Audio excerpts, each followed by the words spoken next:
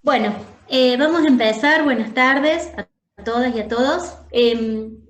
Esta charla, este teórico del relato en la casa, que está a cargo del arquitecto Guillermo Mir, tiene como objetivo, en esta contingencia de la virtualidad, acercarles una dinámica que venimos trabajando hace un par de años, varios años ya, en la 2D, que tiene que ver con, en el ejercicio que se proyecta esta vivienda urbana, el ejercicio que están haciendo ustedes. Siempre en la cátedra trabajábamos con una usuaria o un usuario que venía a los talleres, y de alguna manera planteaba un relato respecto a cómo pretendía habitar su casa urbana en este barrio que estamos planteando como lugar de implantación. Como esa dinámica no podemos incorporarla ahora a la cátedra por esta situación de no poder habitar la facultad, surgió a partir de una propuesta del Guille y del equipo de adscriptos de su taller, trabajar con un usuario común para toda la cátedra que hemos logrado contactar a través de la virtualidad.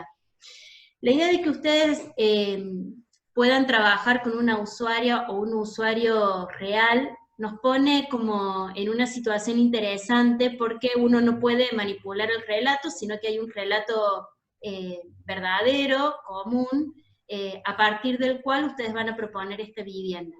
Ustedes ya están trabajando con el sitio y el lugar, ahora se carga de información con el usuario de esta casa, y a partir de ahí ya ustedes como proyectistas van a tener que proponer esta vivienda para Barrio Parque Vélez Arfiel. Así que bueno, le doy la palabra al Guille para que él comience. Todo lo que quieran preguntar lo pueden preguntar por el chat, y al final podemos habilitar un ratito para preguntas si quieren hacerlas en vivo. Bueno, buenas tardes a todas y a todos, ¿sí?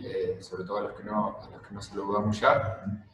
Como decía Cele, este teórico que lo denominamos del relato a la casa, en definitiva lo que va a traer como tema y como nueva capa dentro del proyecto del mínimo habitable es la idea de los habitantes y del programa que viene atado a esos habitantes, ¿sí? Es decir, sus relatos, sus modos de vida y sus dinámicas que tienen un fuerte impacto, o sea, un directo impacto en el proyecto de la vivienda. Como decía la Cele, esto es un trabajo que, bueno, lo estoy contando yo, pero que lo venimos trabajando desde hace unas semanas con el equipo de adscriptes del taller, que están todos nombrados allá abajo y que están también acá presentes en el Zoom. Con esta idea, bueno, de a partir del trabajo colectivo del equipo de la cátedra poder ir cubriendo la totalidad de temas y variables de la 2D. Hay alguna información que ustedes ya conocen, que está en la guía del mínimo habitable, y que en la guía del mínimo habitable están planteados como requerimientos. Y está muy bien que estén puestos con ese nombre, con la idea de requerimientos, porque tiene que ver con una serie de información que tiene que ver con el armado de la casa, con la organización de las actividades en la casa, pero con alguna información que viene dada por contexto general, o a veces viene dada por algunas cuestiones de normativa o de marco de implantación de una vivienda en un lote urbano. Es decir, en una vivienda que está inserta en un contexto definitivo y que por lo tanto tiene que responder a una serie de cuestiones que son generales para ese contexto en el cual se inserta o para esa área en la cual se inserta. Entonces estos requerimientos que ustedes ya los tienen identificados y leídos en la guía del mínimo habitable son compartidos, ¿sí? Y son de contexto general. Pero hay una diferencia entre este listado de variables, ¿sí? Con las que el habitante de la casa nos pone de manifiesto cuando se produce el encuentro o el primer encuentro entre la arquitecta o el arquitecto y el habitante.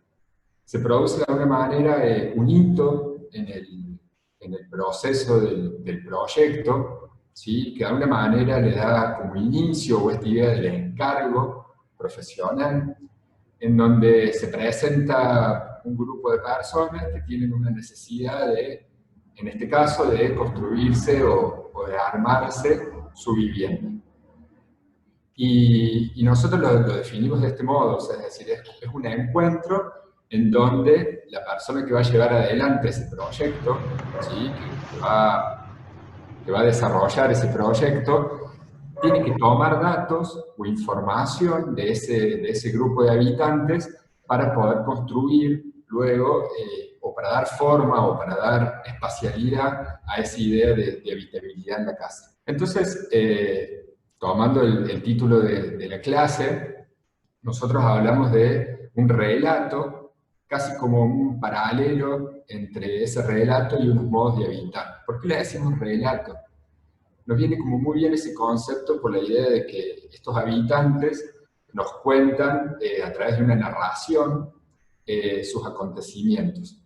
O dicho de otro modo, nos narran las dinámicas que tienen asociadas a cómo ellos utilizan el espacio doméstico hoy, o cómo les gustaría utilizarlo o habitarlo a futuro, ¿sí? En términos de demandas o de deseos o expectativas respecto de lo que puede ser esta casa.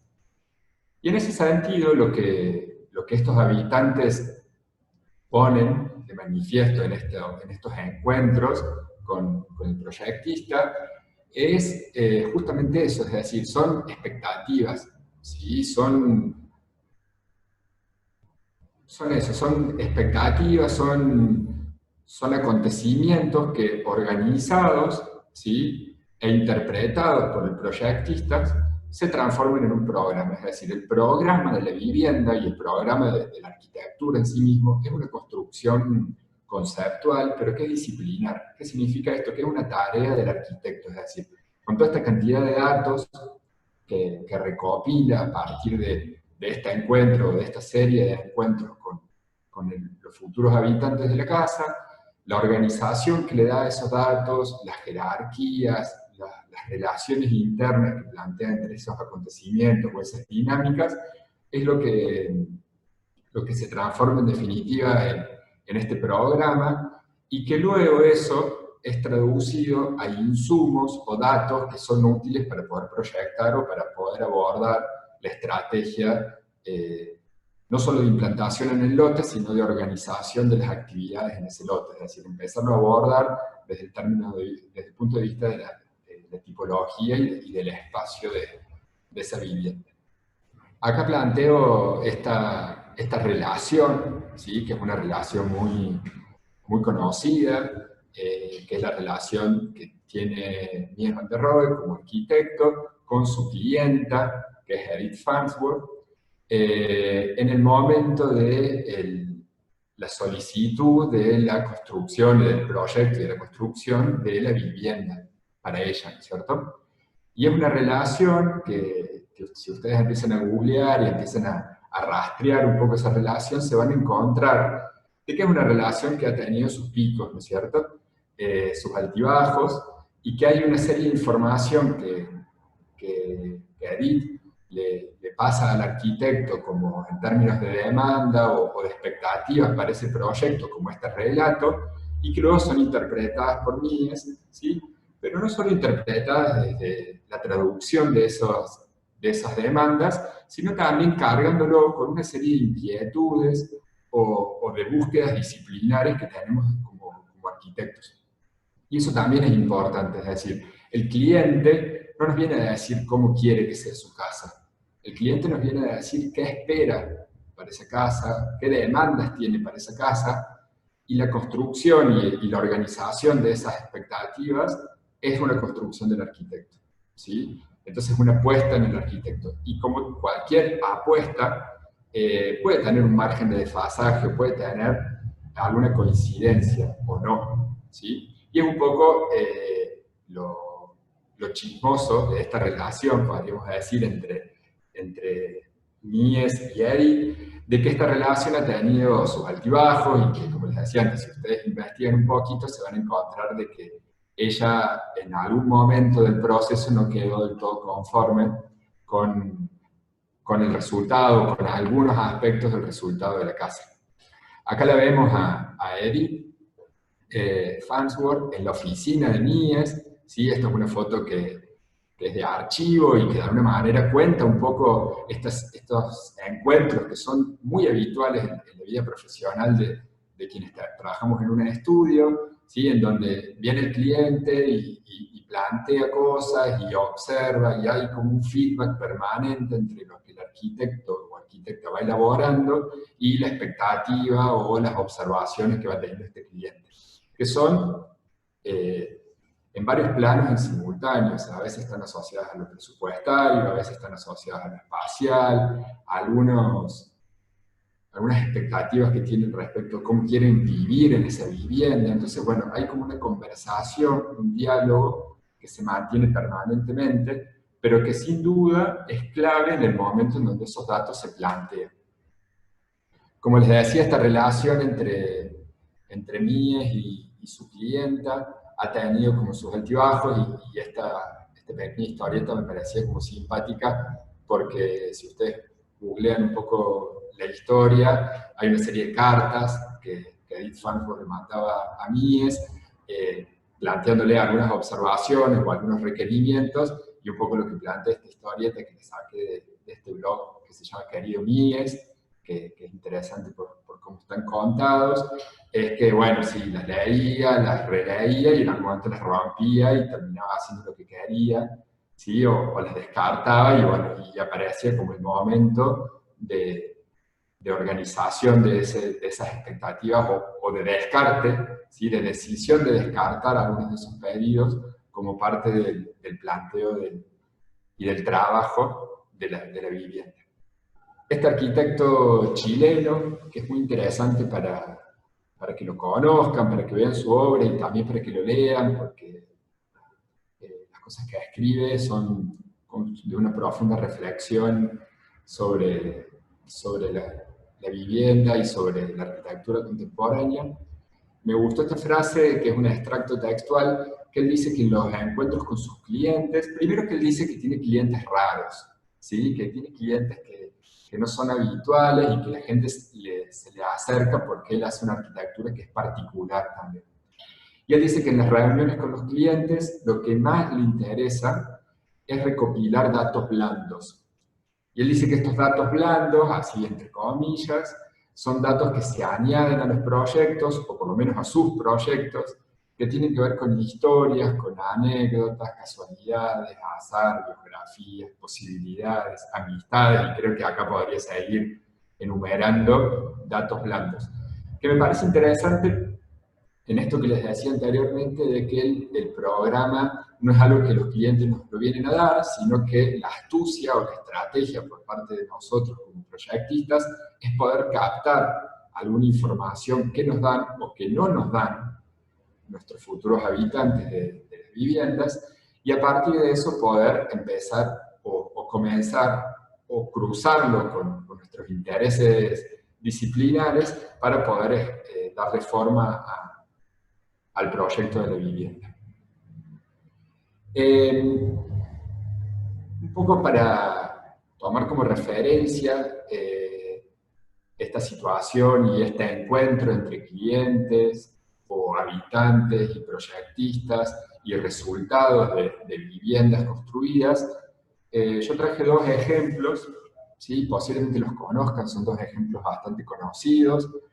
El primero de ellos es la casa de estudio de Frida Kahlo y Diego Rivera, que está en DF, en México, que le hizo el arquitecto Juan O'Gorman entre 1929 y 1931. Esta casa está planteada en base a una serie de requerimientos bastante específicos, ¿sí? Que es una casa para dos personas, que estas dos personas son artistas, tanto Frida como Diego tienen su propia producción artística, entonces ellos tenían sus propios requerimientos como espacio de trabajo, porque es una casa de estudio, que esta casa tenía que tener espacios comunes y espacios propios, y que era muy importante que cada uno pudiera tener cierta independencia dentro de la casa. Y que por otro lado, por ellos ser dos artistas reconocidos y muy representativos de la cultura mexicana, pero también bastante poco convencionales, ¿sí? Sobre todo Frida, esta casa tenía que representarlos a ellos y tenía que representar un poco cómo su personalidad artística o su personalidad como ciudadanos destacados de esta ciudad, del país. Y la casa de Diego y Frida tiene la particularidad de que está organizada en relación a estos requerimientos en dos casas, ¿sí? La casa que está hacia la izquierda es la casa de Diego, en donde está no solo el espacio de trabajo de Diego, sino también está habitaciones, cocina y servicios, y la casa que está hacia la derecha es la casa de Frida, que también tiene su propia habitación, su propia cocina y demás. Entonces este requerimiento de poder tener espacios propios y espacios compartidos está llevado al extremo y la representación o la construcción de eso en la casa es de una literalidad absoluta, ¿no es cierto? Es decir, le doy tanta prioridad a esta solicitud de tener espacios propios y espacios compartidos que directamente trabajo dos casas independientes que se conectan entre sí por un puente que está a nivel de las azoteas, ¿sí? Entonces, tanto Frida en su casa azul como Diego en su casa roja desarrollaban su vida personal, su vida íntima, su vida laboral, y tenían a través de las azoteas también como una reflexión hacia ideas que eran muy contemporáneas y de poder habitar también las azoteas o de recuperar esta idea de patios en altura, se conectan por un puente, ¿sí? Y aparece esta cuestión que es bastante simpática y me parece casi como de anécdota, de poder cruzarse a la casa de la pareja, ¿sí? Me voy para la casa de uno, me voy para la casa de otro. Entonces me parece que es un ejemplo bastante evidente y, como decía anteriormente, bastante literal de la interpretación del programa llevada al extremo, ¿sí? Es como hay una traducción muy directa del pedido a la conformación de la casa o a la configuración de la casa. Acá los espacios que se comparten se dan sobre todo en nivel cero, ¿sí? Las plantas bajas, los espacios de patios, son espacios que se comparten, porque acá, en esto de la personalidad de los dos como artistas, hay un gran peso o gran parte de la energía del proyecto está puesta en darle respuesta a los espacios laborales, ¿sí? Este es el estudio de Diego, que tiene doble altura, que tiene muy estudiada cómo va a ingresar la luz y demás, que también tiene que ver con un estudio profundo y de muchísimo conocimiento respecto de la obra que hace Diego Rivera. ¿Sí? Hace una obra de escala para la cual necesitaba este espacio de creación grande. Y como dato de color, Diego Rivera y Juan O'Gorman, que es el arquitecto que proyectó y construyó esta casa, tenían una relación de amistad, ¿sí? Y cuando te pones a ver la casa o si tenés la posibilidad de recorrerla, te das cuenta de que claramente hay como una mayor... O sea, salió más beneficiado Diego que Frida, para decirlo de otro modo, ¿sí? La casa de Diego es más grande, es más cómoda, tiene espacios de mayor jerarquía y demás, ¿sí? Y la casa de Frida es una casa que tiene su encanto, pero que es bastante subsidiaria a esta casa de Diego, que es la casa principal. Para profundizar un poco en la casa o en cómo se habitaba esta casa, hay una película bastante de Hollywood, pero que se llama Frida, y que está buena sobre todo porque gran parte de la película está filmada en estas dos casas, y que ustedes pueden un poco ahí recrear cómo era la dinámica de esta pareja, y de cómo usaban esta independencia y estos espacios compartidos, ¿sí? Como este relato de ellos se pudo trasladar o se pudo interpretar directamente en la vivienda. La otra casa que traje es una casa que la estamos estudiando, que que la dibujamos y algunos de ustedes la maquetearon para el estudio de antecedentes, que es la Casa La Tapie, es un poco más acá, más contemporánea, es de los años 90, del principio de los años 90, que es de la Catoni Basal. Y lo que me interesa, más allá de que ya lo hemos conversado en los talleres, desde la lógica de la vivienda, desde lo tipológico, desde lo constructivo y desde su implantación en el contexto, me interesa ahora que la miremos desde el punto de vista del programa y del relato de sus usuarios. En una entrevista, la Catoni y Basal cuentan que este es uno de sus primeros encargos profesionales, que llega esta pareja que tiene 2 hijas, a pedirle que querían una vivienda, pero que tenían muy poco dinero, y que tenían este lote que está próximo a una casa en la que ellos habitaban. Ellos vivían en un bloque de viviendas muy, muy cerquita de este lote, que es en Burdeos, en Francia, en donde se construyen la Casa La Tapie. Y una de las primeras cosas que manifiestan es que en esa casa en donde vivían no tenían suficientes espacios para realizar todas sus actividades, ¿sí? Y lo que ellos cuentan en esta entrevista, es decir, los arquitectos, es que les empiezan a indagar, porque ellos tenían ganas de construir con esta idea del invernadero, del granero, o sea, de construir a esta escala. Entonces empiezan a indagarlos al relato de estos habitantes para saber qué otras variables o qué otros datos blandos, como decía Radic, podían sacarle a esta pareja para su vivienda. Y ahí me pareció que a esta familia le gustaba muchísimo viajar, ¿sí? Les gustaba vivir como si estuvieran de vacaciones, dicen así textual, y que tenían un motorhome. Y que en relación a eso tenían muchísima necesidad de espacio para todas las actividades, para todo este modo de vida que ellos tenían, como vivir de vacaciones, uno lo asocia a vivir relajado, vivir como con otra dinámica y con otro despliegue de uso del espacio, pero que tenían muy poca disponibilidad de recursos, o sea, tenían muy poca plata y tampoco el terreno les permitía grandes montajes de metros cuadrados.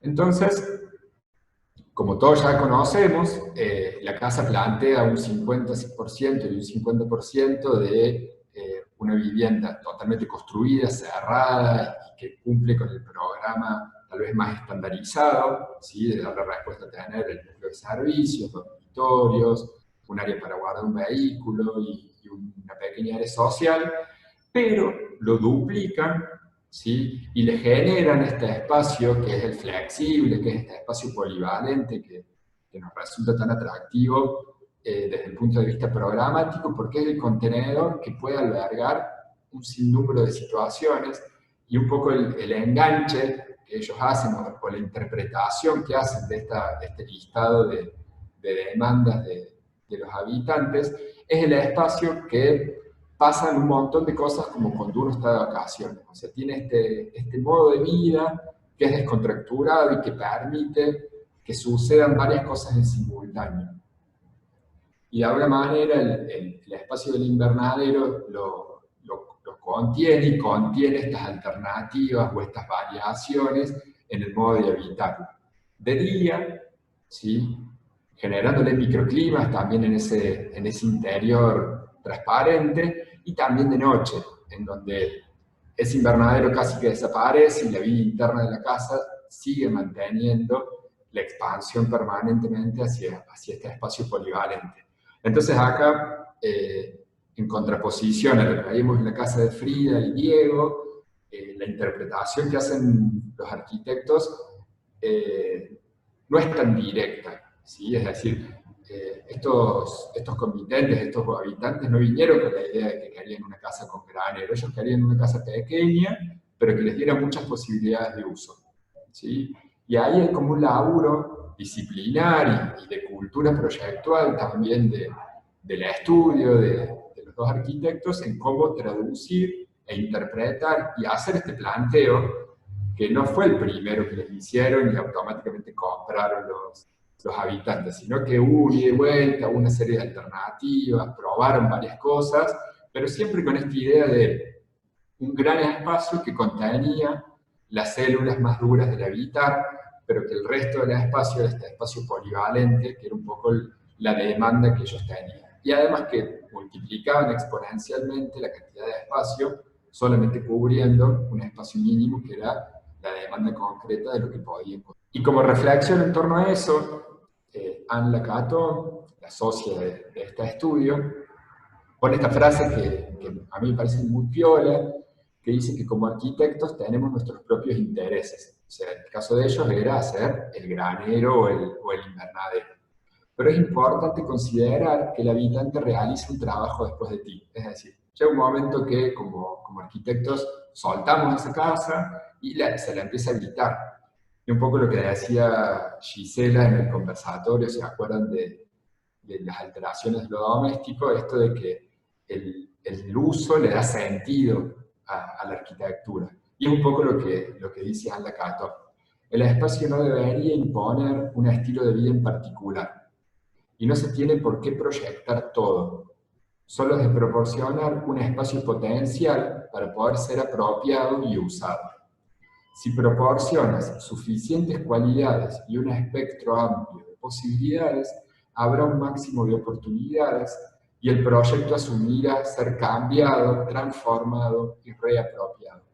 Y me parece que esta es una visión bastante no, totalmente contemporánea en el modo de interpretar esta relación entre relato, programa y vivienda, ¿sí? Es decir, planteando que el programa tenga la suficiente flexibilidad, ¿sí? O que la vivienda tenga la suficiente flexibilidad de adaptarse a un programa que es dinámico y que así como la familia o los arreglos de convivencia que pueda haber dentro de una casa son dinámicos, ¿sí? Son muy variables y tienen muchas configuraciones a lo largo del tiempo, la casa tiene que dar el espacio para esas actividades o para ese propio dinamismo de sus habitantes.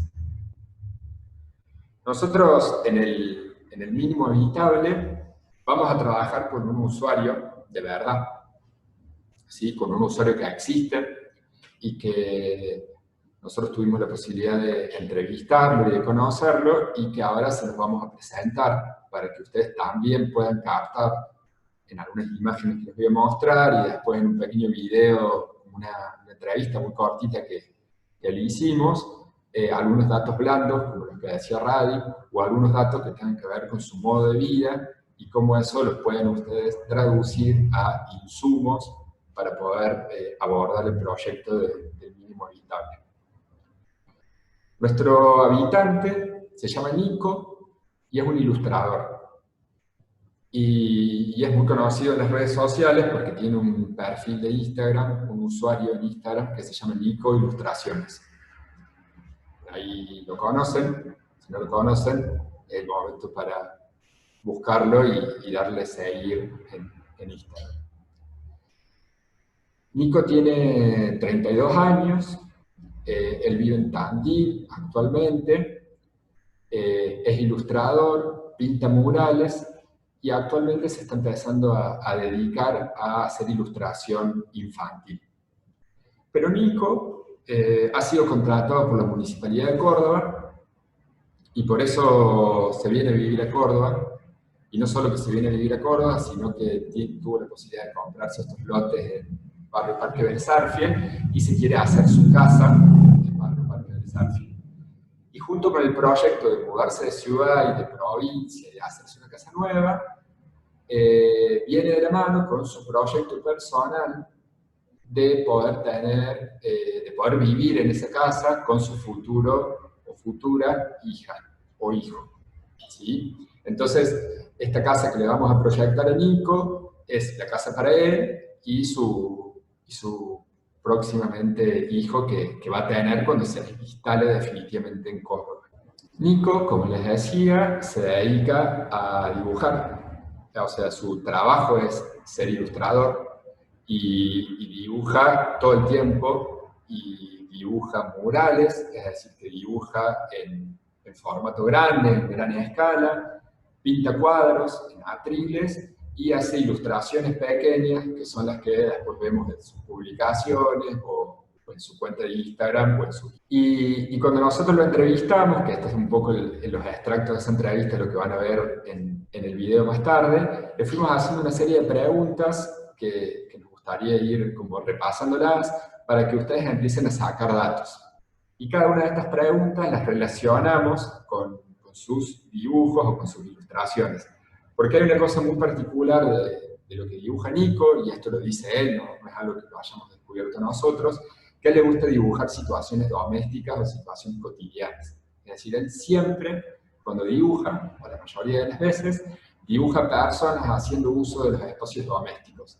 Y los espacios domésticos 100% habitados, exageradamente habitados. Es decir, en todas sus viñetas siempre se ve que hay algún espacio de la casa como escenario y que hay un uso bastante potente de ese espacio, ¿sí? Entonces yo creo que ahí hay un montón de datos para sacar que indirectamente él nos va contando a partir de su trabajo de ilustraciones.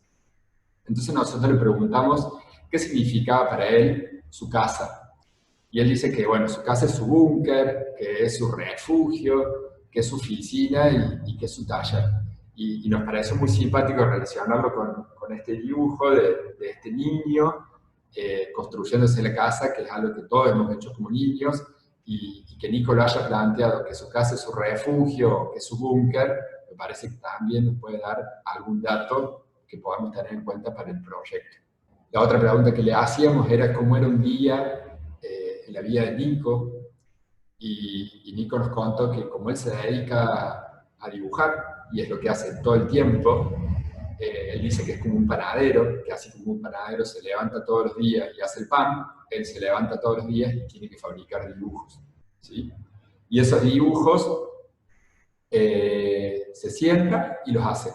Y a veces los hace teniendo muy claro qué es lo que tiene que dibujar o para qué es lo que tiene que dibujar, y en otro momento simplemente hace y los va teniendo ahí, y que en algún momento los va a utilizar.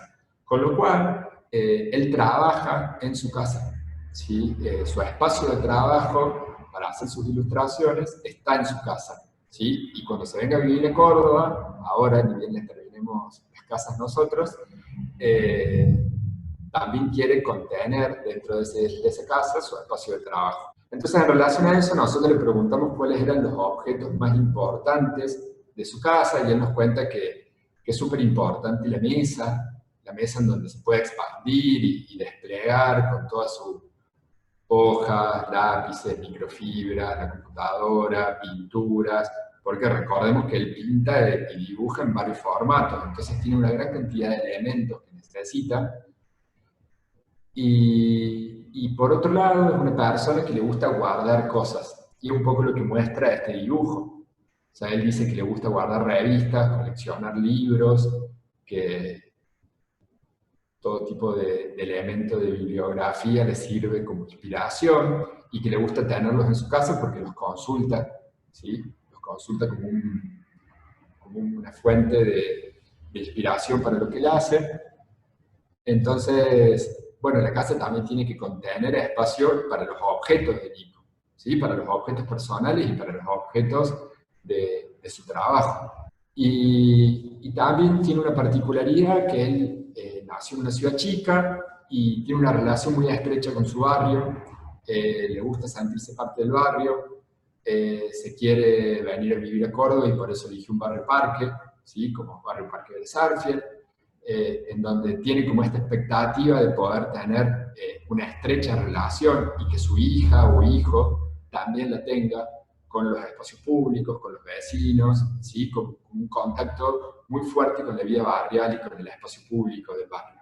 Entonces, ese es otro dato que también lo tenemos que considerar. Y Nico, de momento, no tiene auto, tal vez en algún momento tenga, pero actualmente se mueve en bici, ¿sí? Su medio de transporte es la bici, y es un pibe muy deportista, ¿sí? Hace actividad física, le gusta ir al parque, juega al fútbol, ¿sí? O sea, todo compensa su actividad, que es bastante sedentaria del dibujo, con mucha actividad física al aire libre. Como les decía antes, el Nico es profesor de arte, nunca se dedicó a dar clases de arte, ¿sí? Solamente dio algunos talleres puntuales, porque siempre estuvo enfocado en la ilustración o en pintar los murales. Pero dice que en esto de hacerse una casa nueva, no le vendría mal contar con algún espacio que en algún momento, en determinadas circunstancias, se pueda transformar en un lugar en el que pueda dar un pequeño taller. Le preguntábamos cuáles son los lugares o las situaciones que más disfrutaba de las casas que él había habitado y que le gustaría que su casa nueva también tenga. Y él habló de la luz y del sol y dice que la luz entusiasma. Y me parece que está muy bueno esta idea de ver de qué forma podemos meter luz a la casa de Nico para que cuando él labure o para cuando haga la vida personal, tanto para él como para su hijo o hija,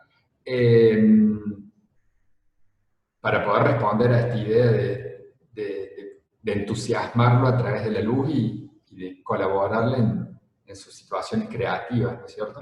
Y después le preguntábamos cuál era el espacio personal, y él le decía un poco que en esto de que su casa está bastante ocupada por lo laboral, su casa actual, él actualmente tiene su habitación como el lugar de la desconexión, el lugar en donde se conecta con el descanso, donde ve tele, donde ve series, ¿sí? Donde lee, o lo que plantea esta historieta, que a futuro, cuando esté el hijo de Nico, bueno, habrá que ver cómo es ese espacio de desconexión, o si el espacio de desconexión es otro, diferente al de la habitación, pensando como un espacio compartido entre estos dos habitantes de esta casa.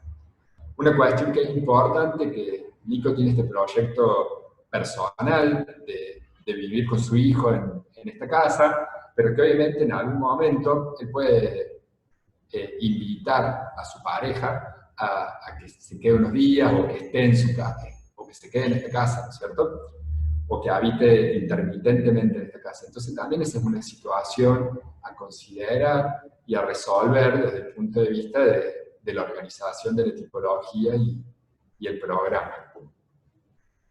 Entonces, bueno, como síntesis, Nico nos regaló como este relato, ¿sí? Esta historia que tiene que ver con su vida, que ahora lo vamos a escuchar en primera persona por parte de él. Además de regalarnos el relato, nos regaló un montón de figuras humanas de él, dibujadas, ¿sí? Unas auténticas Nico ilustraciones, en donde lo tenemos a él en varias posiciones y que se los vamos a compartir a todos ustedes para que, si les parece piola, los usen para sus dibujos, para sus maquetas, para sus fotomontajes, para todo el tiempo incorporar a Nico y a su hijo en la situación de habitar esta casa que le estamos proyectando. Además de que ustedes pueden googlearlo, seguirlo en las redes y ahí buscar un montón de información, nosotros preparamos una síntesis de todos estos datos o estas respuestas de las preguntas que se las vamos a pasar a los profes para que se las suban a los grupos de Facebook. Y además, en YouTube hay una charla TEDx que dio Nico en Rosario, que cuenta un poco algunas cosas parecidas a lo que nos dijo a nosotros en la entrevista y algunos otros datos de cómo empezó él a dibujar y esta voluntad de dibujar las situaciones domésticas o las situaciones cotidianas. Bueno, él lo explica mucho mejor que yo y la pueden ver ahí a esa charla que creo que también les va a aportar para abordar el proyecto de la casa.